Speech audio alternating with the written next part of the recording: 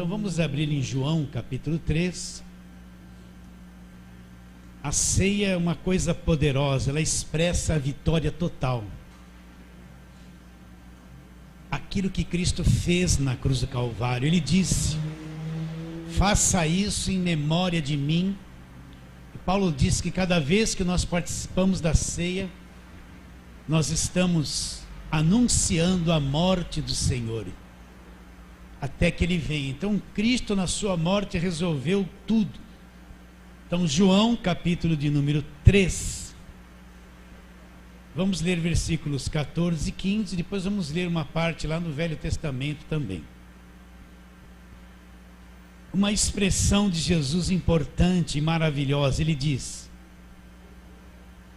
e de modo porque Moisés levantou a serpente no deserto, assim importa que o Filho do Homem seja levantado, para que todo o que nele crê tenha a vida eterna. Vamos orar. Senhor, porque Jesus se comparou a uma serpente no deserto, Senhor, e ele foi levantado, e da mesma forma que a serpente foi levantada lá no passado, ele disse que aquele que cresce dessa forma teria a vida eterna. Assim, vem abrir o nosso entendimento. Nós queremos ver, Senhor, ver Jesus e o que Ele fez cada vez mais. Chega de tanta coisa humana, de tanta mentalidade humana, de tanta conversa humana, de tanta autoajuda, Senhor. Queremos ver. Abra o nosso entendimento pela fé, em nome de Jesus. Fala assim, amém. Depois que Jesus conversou com Nicodemos, falou sobre o novo nascimento, e antes dele falar da forma que Deus amou o mundo, ele fala da mesma maneira que Moisés levantou uma serpente lá no deserto. Assim importava que o Filho do Homem, ele fosse levantado. Para quê? Para que aquele que acreditasse nele tivesse a vida eterna. Porque ele se compara a uma serpente lá do passado. Jesus foi lá em Números capítulo 21, lembrou de um episódio lá da velha aliança, traz aquele episódio para ele agora e diz que ele seria levantado da mesma maneira que a serpente foi levantada. E se comparou a serpente, mas serpente não é símbolo de Satanás? É. Então por que ele se levanta e fala e se compara a uma serpente? Então vamos lá para Números 21, ver o episódio que ele se refere. Gênesis, Êxodo, Levítico, Números, no capítulo 21. Vamos ver o que aconteceu lá, a partir do versículo 4. Mas antes, deixa eu dar só um breve aviso, queridos, que eu estou esquecendo aqui. Depois o Walter corta lá na pregação. Sexta-feira agora é feriado, então nós não vamos ter o ensino da palavra. E na outra sexta eu vou estar ausente. Então essas duas sextas não haverá ensino da palavra. Depois a gente retorna para terminar, fechar o livro de Hebreus, tá bom? Então vamos lá, Números 21, capítulo 4 a 9. Então partiram do Monte Or, pelo caminho do Mar Vermelho, a rodear a terra de Edom. Porém o povo se tornou impaciente no caminho. E o povo falou contra Deus e contra Moisés: por que nos fizeste subir do Egito para que morramos nesse deserto, onde não há pão nem água, e nossa alma tem fastio deste pão vil? Então o Senhor mandou entre o povo. Olha como Deus agia na lei, como Deus era rigoroso. Então o Senhor mandou entre o povo serpentes abrasadoras que mordiam o povo, e morreram muitos do povo de Israel. Veio o povo a Moisés e disse: havemos pecado, porque temos falado contra o Senhor e contra ti. ora ao Senhor que tire de nós as serpentes. Então Moisés orou pelo povo.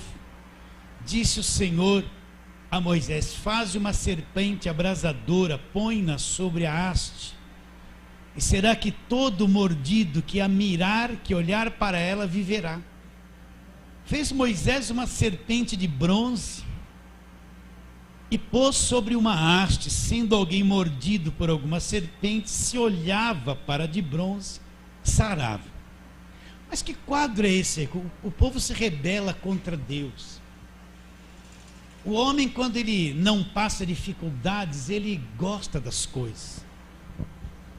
Mas quando o ser humano passa dificuldades, ele tem reações estranhas. E geralmente reações de rebeldia, de reclamação, de murmuração. Então Deus está com esse povo, libertou esse povo, fez milagres extraordinários com este povo. Eles estão no deserto no momento de dificuldade. O maná do céu está caindo. Eles comiam aquele alimento que caía do céu. Mas no momento de dificuldade eles começaram a se rebelar, falar contra Deus e falar contra Moisés. É sempre assim. Quando tudo vai bem, é fácil ser crente, é fácil falar que ama Jesus, que Ele é maravilhoso. Mas quando nós passamos dificuldades, adversidades e apertos, que é uma coisa que todos passam, não esqueça isso. Então a natureza humana, ela tem uma propensão a se rebelar contra Deus, contra a igreja, contra o líder, contra alguma coisa. É natural isso aí. Isso é uma coisa como a carne, ela gosta de que tudo esteja como ela programa, como ela quer. Mas quando alguma coisa sai errado, a tendência dela é se rebelar, é praguejar, é ter um comportamento contrário a tudo aquilo que ela vinha acreditar. Então o povo estava tendo esse comportamento. Agora, olha como na lei Deus era duro. Deus, quando entrava numa nação, numa terra, mandava matar todo mundo. Você vai ver muitos episódios assim, até os animais. E na lei era assim, olho por olho, dente por dente. Se alguém viesse, te tirasse um dente, você ia diante das autoridades, iam segurar aquela pessoa e você arrancar o mesmo dente dele. Era assim a lei, era duro. Então Deus na lei é duro. O povo se rebelou e Deus falou: vou mandar um montão de cobra com veneno para morder essa gente ruim. Né? E veio lá uma serpente abrasadora venenosa, morderam alguns, muitos morreram. Aí eles, era no tranco a coisa. Aí eles, puxa, pecamos, olha, Deus está dando um pão do céu, nós falamos que esse pão do céu é um pão vil, desprezamos aquilo que Deus está fazendo, cuidando de nós, nos rebelamos contra Moisés, contra Deus. Olha, Moisés, ora para nós, para que a gente, para que Deus mude esse quadro. Então Moisés orou, e Deus falou: olha, faz uma serpente de bronze, meio avermelhada, né? Imagine um bronze lá no meio do deserto, uma serpente bem grande, numa haste, uma cobrona assim, né? Que aspecto feio. E Deus falou: olha, você faz, aquele que for mordido pela serpente venenosa, olha para a serpente de bronze. E aquele que olhar para ela, só de olhar, o veneno da serpente abrasadora não vai fazer efeito nenhum no seu corpo. Todo mal vai ser neutralizado, né? Agora Jesus, lá no Novo Testamento, que conhecia o Velho Testamento, que veio para cumprir o Velho Testamento, então ele vai mostrar que ele vai ser levantado da terra, ele vai ser crucificado. E ele se compara a esse ato de Moisés, uma serpente sendo levantada por causa da desobediência do povo. E aquele que só olhasse para a serpente, pensa bem, queridos, olha, era só olhar para a serpente com fé, e era neutralizado o veneno da víbora que estava no sangue dele. Olha que coisa forte isso não é fraco.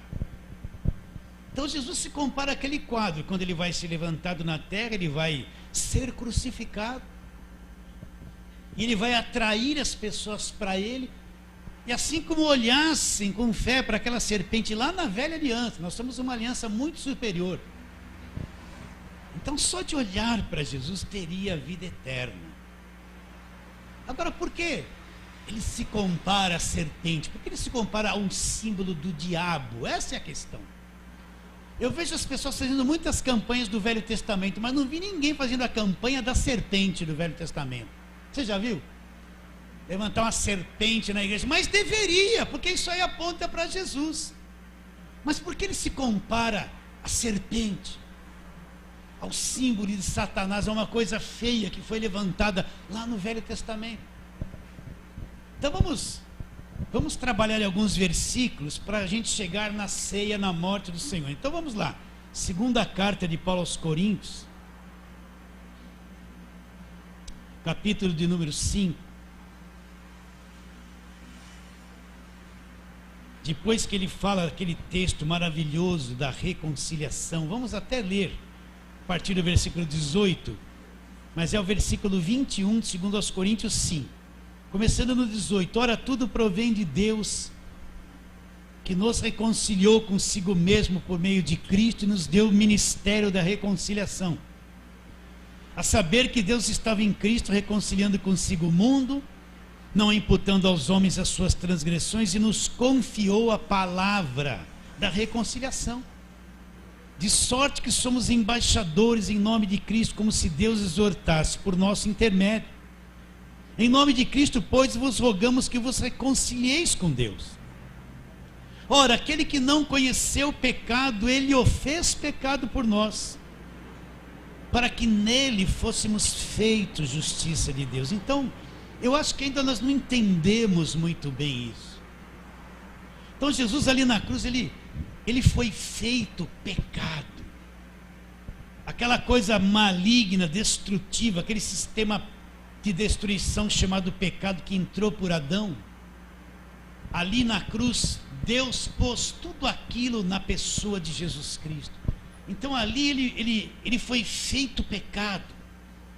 Ele assumiu aquela natureza pecaminosa de toda a raça humana, a natureza maligna, a nossa condenação, o mal, tudo ele assumiu sobre ele, sendo ele alguém que nunca havia pecado. Então Isaías fala assim, que ali na cruz não havia nenhuma beleza que nos agradasse, olhamos para ele, não tinha nada que o desejássemos. Ali aquela figura dele ali na cruz era uma figura feia.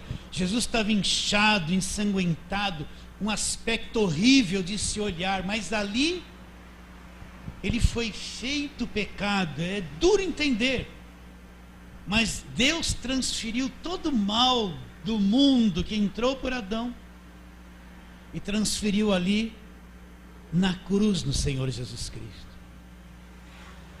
Então ele foi feito pecado para que nós fôssemos feitos, para que pudesse haver uma justificação, para que pudesse haver uma verdadeira redenção, libertação, tudo isso que nós temos pregado. Ele tinha que ter sido feito pecado ali na cruz do Calvário. Então eu imagino alguém que não tinha uma natureza caída como nós, alguém que era Deus em forma de homem, sendo feito isso.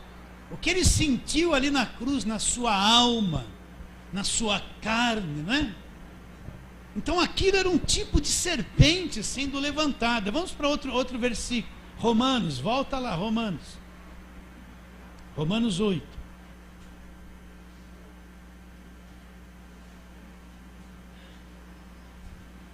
Versículo 1, mas a tônica é o 3. Agora, pois, nenhuma condenação existe para os que estão em Cristo Jesus.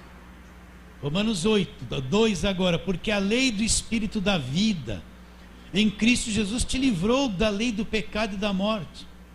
Porquanto que fora impossível na lei, a velha aliança, no que estava enferma pela carne, isso fez Deus enviando seu próprio Filho, em semelhança de carne pecaminosa, no tocante ao pecado, e com efeito condenou Deus na carne o pecado. Então ali na carne do Senhor Jesus, no seu corpo físico, Ali houve o verdadeiro juízo e a condenação que viria sobre toda a humanidade. Caiu sobre ele. É por isso que nós que somos crentes não estamos mais debaixo de condenação e nunca mais seremos condenados, porque ele foi condenado ali na cruz, no meu lugar, no teu lugar. Ele assumiu a nossa posição, o nosso lugar, recebeu nele aquilo que nós merecíamos. Acredita nisso ou não? Então, na carne dele, Deus condenou. Então, toda a condenação foi cravada nele ali na cruz do Calvário. Vamos para outro texto em Gálatas, Gálatas capítulo 3.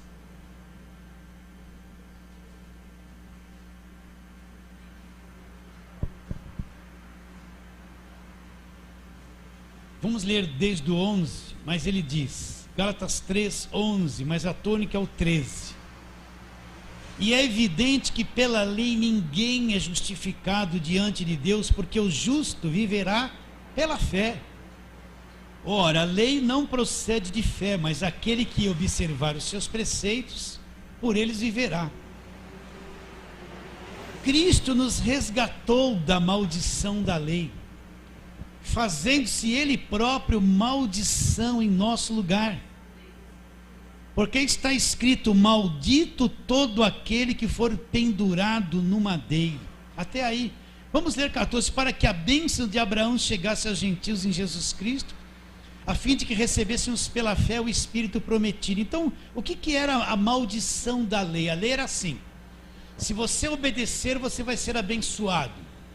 Se você desobedecer, não tinha misericórdia, vai ser amaldiçoado. Então tinha uma lista pequena de coisas que tinham que obedecer. Mas se ele transgredisse uma dessas coisas da lista, haveria milhares de maldições que viriam sobre ele. O que era maldição? Era o castigo, era a punição. Então você vai encontrar muitos episódios do Velho Testamento que Deus trazia uma nação inimiga, levava o povo debaixo de cativeiro, o povo ficava cativo, era explorado, sofria muito. Várias vezes você vai encontrar Deus permitindo o seu povo ser escravizado, porque eles desobedeciam e vinha a maldição pela desobediência sobre ele. Isso é o Velho Testamento. Mas na cruz do Calvário, a maldição, o castigo. O que é uma maldição, gente? É um grande mal que vem sobre a pessoa pela desobediência da lei. A coisa era dura na velha aliança. O mal, doenças, mortes, sofrimentos, escravidão, coisas terríveis, era a maldição da lei. Então ali na cruz, o que Paulo diz? Que Cristo ele se fez maldito. Toda a carga de maldição da lei, de punição, Cristo se fez maldito. É como se ele absorvesse toda aquela maldição na cruz do Calvário. E ali na cruz do Calvário ele desfaz a maldição da lei. É por isso que nenhum crente, meus irmãos, eu vejo crente quebrando maldição.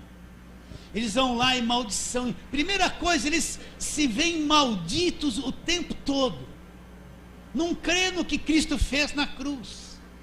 Então eles vão quebrar maldições, porque eles se veem malditos. Mas o crente verdadeiro, salvo, Cristo nos resgatou. O que é resgatar? É tirar de lá, um resgate, tirar a força com o poder. Cristo nos resgatou da maldição, da penalidade da lei, fazendo-se maldição no meu lugar. Então ali na cruz ele se fez maldição. É por isso que ele se compara a uma serpente. Serpente, símbolo de Satanás. Por que ele se compara a serpente? Porque ali ele assumiu a maldição de toda a desobediência da lei. Então nós que somos crentes, nós somos geração bendita, nós não somos malditos, não estamos debaixo de maldição. Temos problemas? Temos. Mas isso não é maldição, são problemas. Então ali ele encarnou essas maldições nele na cruz do Calvário. e nos resgatou da penalidade da lei, se fez maldito em nosso lugar. Você acredita nisso? Está entendendo porque ele se compara a uma serpente? Agora vamos para Mateus capítulo 26. Vamos lá, Mateus 26.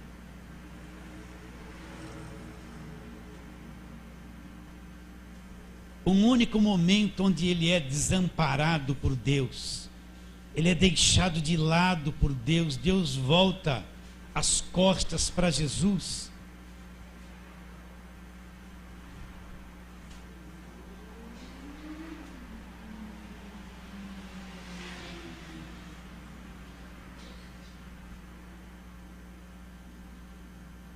O que eu falei para vocês, Mateus?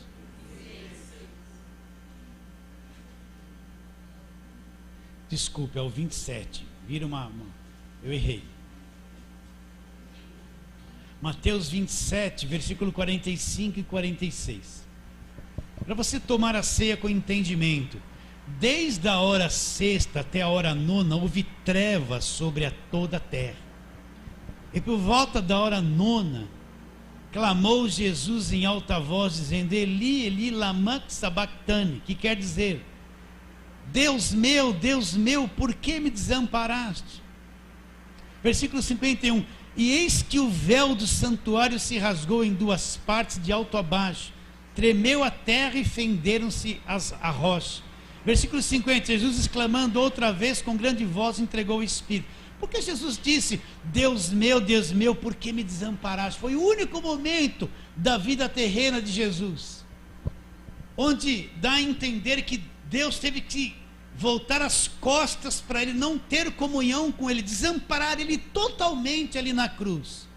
Agora, por que Deus fez isso? Porque Deus não poderia ter comunhão com o pecado. Ele se fez pecado, se fez maldição, se fez maldito. Então foi um momento da cruz, do juízo, onde Deus teve que largar Jesus, desamparar ele.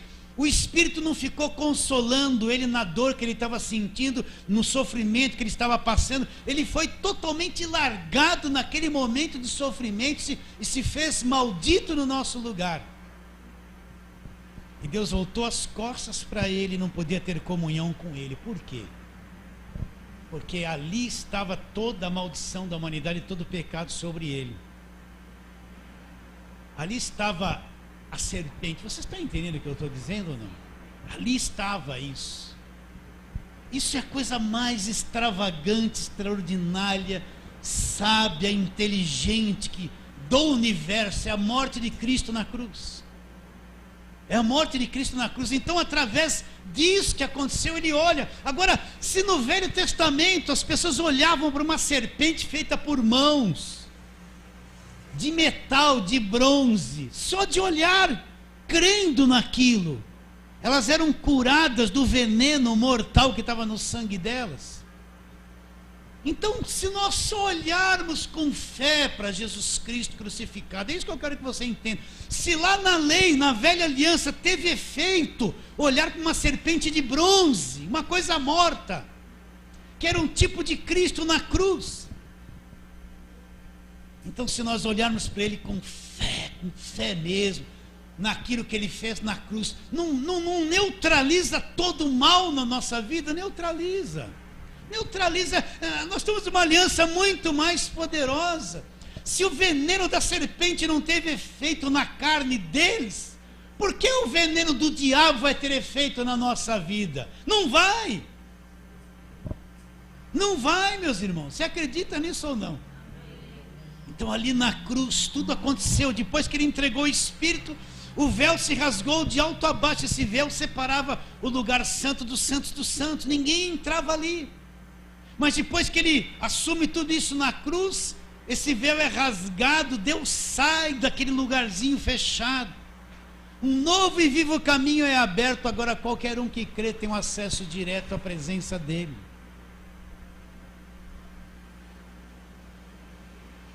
E do modo porque Moisés levantou a serpente no deserto, ele fala: sim, importa que o Filho do Homem seja levantado. Para quê? Para que todo que crê tenha vida eterna. Então, meu irmão, eu estou mais do que nunca convencido que a única coisa que nós temos que crer é no Cristo crucificado e na obra da cruz. Não tem outro caminho, não tem outra invenção, não tem outra coisa. É dali que vem a vida eterna, dali que vem a libertação, a salvação. É dali que nenhum veneno de serpente vai ter efeito sobre a nossa vida. Acredita nisso ou não? Por isso, o Evangelho é uma coisa tão poderosa que me libertou para sempre. Para sempre. Não tem mais como voltar a ser escravo. Não tem mais. Colossenses 2, vamos lá. Esses textos você já sabe de cor, né? Então, Colossenses 2.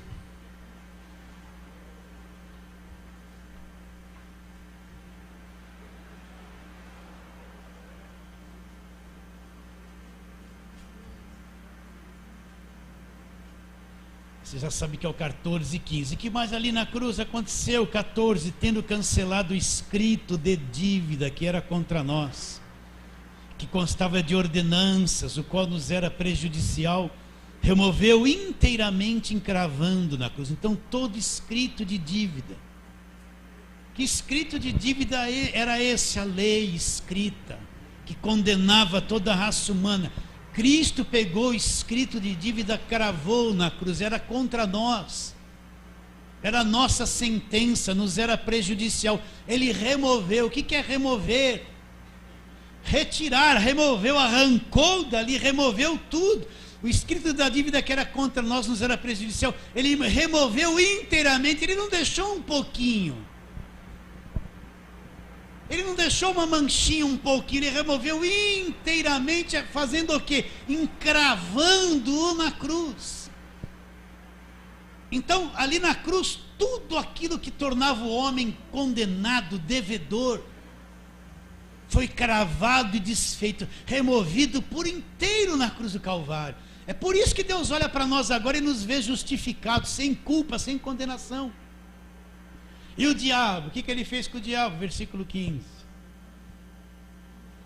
Olha, você que vem da igreja, está amarrado, tem demônio em tudo, leva rosa orada, rosa ungida, é pano, é suco de uva, tudo isso vai espantar o capeta que está na tua casa, e você está cheio de demônio. Então olha aqui, e despojando os principados e as potestades. O que é despojar? É privar de posse, é tomar o domínio do território, é quebrar a autoridade, é desfazer. Então Cristo, olha aí, despojando os principados e potestades, publicamente os expôs ao desprezo, triunfando deles aonde? Na cruz. Então o diabo e todos os seus demônios foram despojados, privados de posse, aniquilados, na cruz, na cruz. Não é a rosa que faz isso, nem sal grosso, nem nada. Isso é o engano, é o feitiço dentro da igreja. Na cruz o diabo é despojado e publicamente exposto ao desprezo, e Cristo triunfou deles na cruz. Então liquidou o inimigo. Se você quer ver o inimigo vivo, seja conforme a tua fé. Eu prefiro ver o inimigo destruído, conforme a palavra de Deus diz.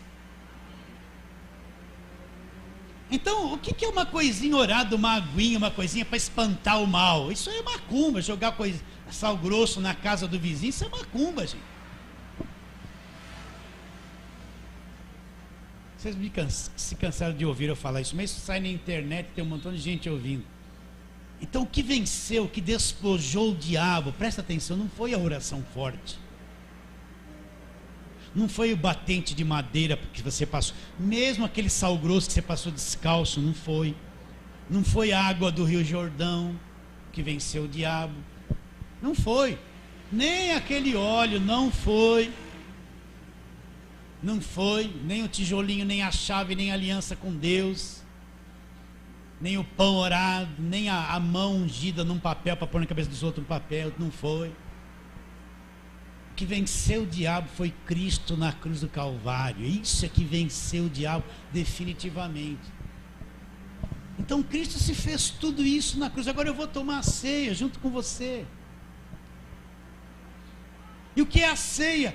Todas as vezes que você comer esse pão e beber do cálice, vocês estão anunciando a morte do Senhor. Então, é falar da morte dele, do que ele fez na cruz. A ceia é anunciar, morreu, e aconteceu isso, isso, isso e aquilo. Trazer a memória sempre. Não dá espaço na tua mente para crer em coisas erradas que queiram anular aquilo que ele fez na cruz. Porque tem que fazer até a volta do Senhor Jesus, temos que tomar a ceia, para trazer a memória, nunca esquecer a morte, nunca esquecer, lembrar constantemente, firmar a fé constantemente nela. Não nos desviarmos de nada, a não ser a crucificação do Senhor e a sua ressurreição, e saber que a fonte de tudo vem dali. Então, uma igreja madura, que sabe o que Cristo fez, que crê no Senhor Jesus, quando toma a ceia, uma igreja inteligente, tem comunhão verdadeira no Espírito, esse Espírito da ceia, esse Espírito da fé. E é uma igreja livre, não se submete mais ao cativeiro, não está com medo do diabo. Pelo amor de Deus, eu falo isso todo domingo, você já cansou de ouvir.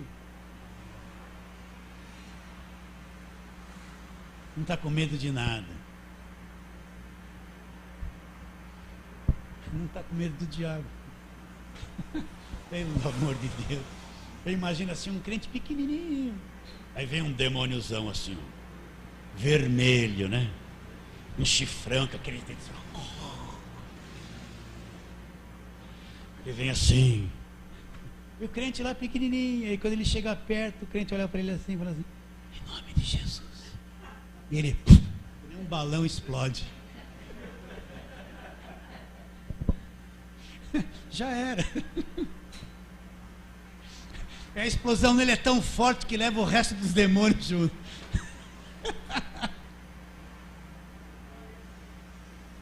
Cristo venceu. Aí eu falo isso, mas você não crê. Cristo venceu tudo. Você está tentando vencer? Você não vai vencer, porque você não vence. Ele venceu e te deu a vitória gratuitamente. Ele venceu. Ele venceu o mundo, as tentações da carne, venceu o diabo, ele venceu tudo e me dá a vitória. Fala: toma, é tua. Agora viva isso pela fé, conheça e viva pela fé. Então eu não estou lutando para vencer, eu já venci, meu irmão. Ele venceu, eu venci. Agora eu vou entrar pela fé na vitória dele. Eu falo que creio nele, não creio no que ele fez, então eu não creio nele. Então vamos tomar a ceia consciente. Quero chamar os oficiais que venham aqui, né? Os que vão servir. Rodrigo vai ali. Da mesma forma que a serpente foi levantada no deserto, Jesus foi levantado para que todo o que crê nele tenha vida eterna.